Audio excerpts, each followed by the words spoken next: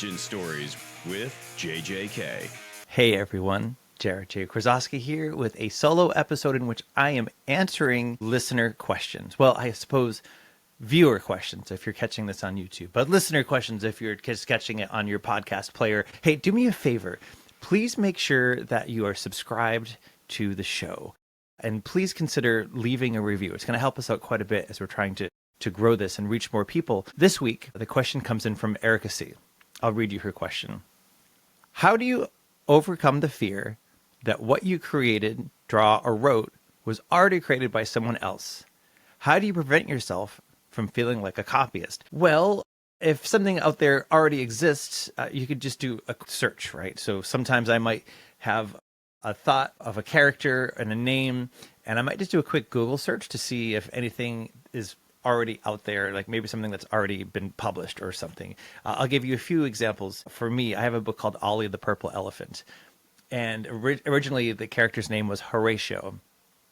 And as it turns out, there is an elephant puppet on Sesame Street named Horatio, so I couldn't use that name. But then just before Ollie the Purple Elephant was published, there was a little non-fiction picture book called Ollie. Because in fact, initially Ollie the Purple Elephant, my Ollie, was just named Ollie. And it was a very different story, a very different art style. And of course, this other one was nonfiction, mine was fiction. And that picture book was called Ollie. And so the legal team at the publisher said, you know what, let's just add the purple elephant, just to be extra cautious and extra safe. You can't copyright a title. Copyright and trademarking it's all very tricky and can be very confusing. I can get more into that in future episodes, but you can't copyright a title. But at the same time, I didn't want to have my book have the exact same name as this other book. And my book was coming out in just a few months. Like, it was too late to like change everything. Sometimes you are working on a creative project, and somewhere else in the world, someone is also working on a creative project that has a similar theme or concept. And you see that happening quite a bit out in the world of creativity. For instance, there was one year, there were about 2 or 3 picture books published that were all about animal butts at the zoo. Coincidence. There was another year in which there were 2, again, maybe 3 nonfiction picture books about these animals that were sent up in a hot air balloon. When humans started thinking about flight, they weren't sure that the air would be safe to breathe, so they sent up a few animals on a hot air balloon. And one year, there were 2 or 3 picture books about the same concept. I could tell you a bit of a longer story about one of my book series, Platypus Police Squad.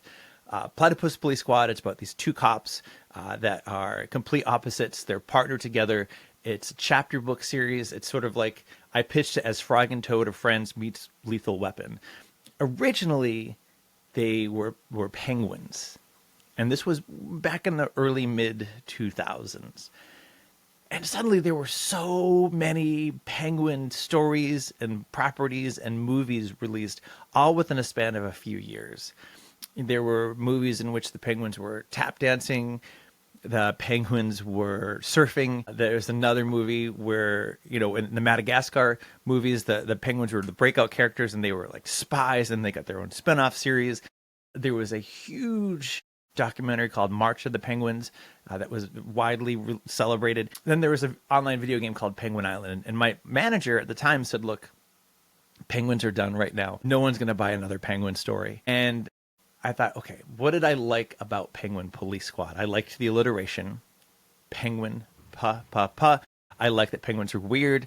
That led me to the platypus. So Platypus Police Squad. And I was developing it over several years. It was finally released. It was picked up to be in development, to be a movie with Walden Media. And then Disney announced their upcoming movie, Zootopia, which is about these animals living as humans. And, as you've seen Zootopia, and it's about cops. And so it was alarmingly similar to my project, except for the fact that Zootopia has a whole bunch of different species living and serving as police officers. And the plots were so similar. Like, the big reveal at the end of my book it mirrors the big reveal at the end of Zootopia. Obviously, no one at Disney was peeking into my sketchbooks. It just happens. It just happens. Also, when Platypus Police Squad was released as a book series, what is it? Phineas and Ferb had just been released, and they have Perry the Platypus, who's like a breakout star of that. All things working at the same time, separately, and then released at the same time. And sometimes that is just how the chips fall. The only thing you can do is create the work that is truest to you, and fate will take care of the rest. You can't live in fear of someone else somewhere in the world working on something similar. You'd never get anything done.